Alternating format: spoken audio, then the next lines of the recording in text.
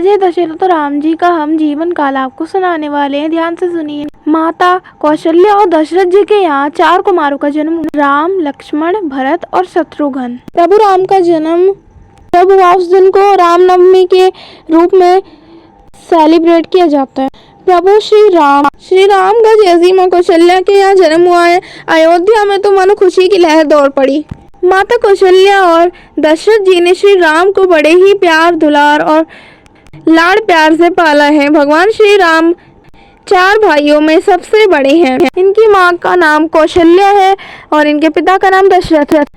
माँ कौशल्या और दशरथ जी की अंगना में पलते हुए हमारे राम लला बड़े ही सुंदर सुंदर नृत्य लीला करते हैं। प्रभु श्री राम जब 5 साल के हुए हैं तो अयोध्या में जो श्री राम जी की एक आइडल की स्थापना हुई है, वो भी 5 साल के 5 वर्षीय श्री राम की कल्पना की गई है उस आइडल को बना के। 5 साल के राम कांग भुषंडी जी के साथ खेल रहे थे। फिर जैसे ही राम बड़े होते हैं, शिक्षा ग्रहण करके गुरुदेव के साथ एक मार्ग से जा रहे होते, वहाँ पे एक शिला पे उनका पैर पड़ता है। अहिल्या को भगवान पत्थर से मुक्ति दिलाते हैं। वो किसी श्राप के कारण पत्थर बन गई थी। फिर प्रभु श्री राम का विवाह माँ सीता से होता है।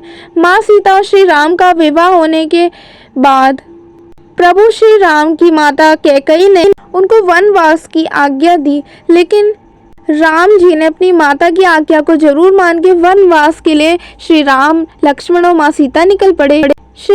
जब प्रभु राम अयोध्या को छोड़कर जा रहे थे वनवास के लिए, तो फिर अयोध्या वासी दौड़ पड़े, पर प्रभु ने तो पालन किया। वनवास के दौरान माँ सीता को एक हिरण दिखती। माँ प्रभु से कहती है, मैं अकेली रहती हूँ, मैं इसको पाल लूंगी, तो ये मेरे साथ हो जाए। राम जी हिरण को लेने के लिए दौड़ पड़ते हैं, लेकिन प्रभु राम ने हिरण का वध इसलिए किया, मायावी हिरण। प्रभु राम जब नहीं लौटते हैं काफी देर के बाद, तब लक्ष्मण जी लक्ष्मण रेखा खींचकर माँ सीता को बोलकर जाते, माँ आप इससे बाहर मत आइएगा। लेकिन रावण जब आता है और माता सीता को ले जाता है, क्योंकि वो साधु के वेश में आता है और माँ से दान मांगता है। माँ को वो पुष्पक विमान में ले जा रहा होता है। जटायु माँ सीता को बचाने आते, लेकिन रावण अपनी तलवार से उनको काट देता है। श्री राम को जब जटायु का शव मिलता है, तब श्री राम और लक्ष्मण उसे गले से लगाते हैं और जटायु को मुक्ति मिल जाती है, क्योंकि वो प्रभु के चरणों में लेटे हैं और प्रभु उन्होंने गले से लगाया है। फिर प्रभु राम सेतु बनाकर माँ सीता को वाटिका में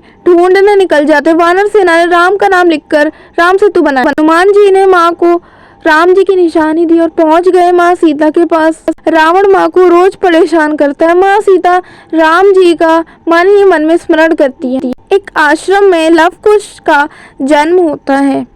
फिर प्रभु राम रावण का वध करते हैं और फिर आज के दिन ही दशहरा ऐसे ही मनाया जाता है कि आज के दिन ही रावण का वध हुआ। राम लक्ष्मण वनवास के दौरान प्रभु श्री राम, उनके भाई भरत भी आते हैं। भरत प्रभु के चरणों में लौट पड़ते हैं। प्रभु राम उन्हें गले लगाते हैं और भरत जी को राम की बड़ी याद आती है, तो इसलिए राम जी ने अपनी चरण पादुका भरत को निशानी में दी कि तुम ये रखो।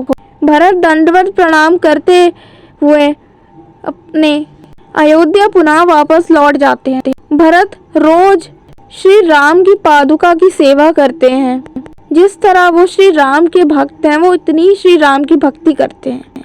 राम जी केवट को भी तारते हैं। केवट ने प्रभु के चरण धोए, प्रभु को अपनी नाव में बिठाया, लेकिन केवट को क्या पता कि प्रभु जो सृष्टि को चलाते हैं वो उसकी नाव में बैठे हैं। स्वयं श्री नारायण माँ लक्ष्मी के साथ नाव में बैठे हैं। फिर प्रभु अयोध्या लौट जाते हैं। प्रभु का राज तिलक होता है और श्री राम राज्य पुनः संभालते हैं, लेकिन माँ सीता की परीक्षा ली जाती है। आज के लोगों के अनुसार माँ धरती में समा जाती है।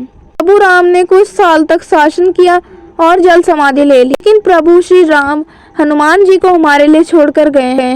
प्रभु श्री राम को याद करके हम हनुमान जी की भक्ति करेंगे, तो फिर हमें श्री राम की भक्ति भी प्राप्त होगी, उनकी कृपा भी प्राप्त होगी और हमारे सारे कष्ट भी श्री रामदूत हनुमान जी हर लेंगे। तो जय श्री राम, हैप्पी दशहरा, जय है बजरंगबली।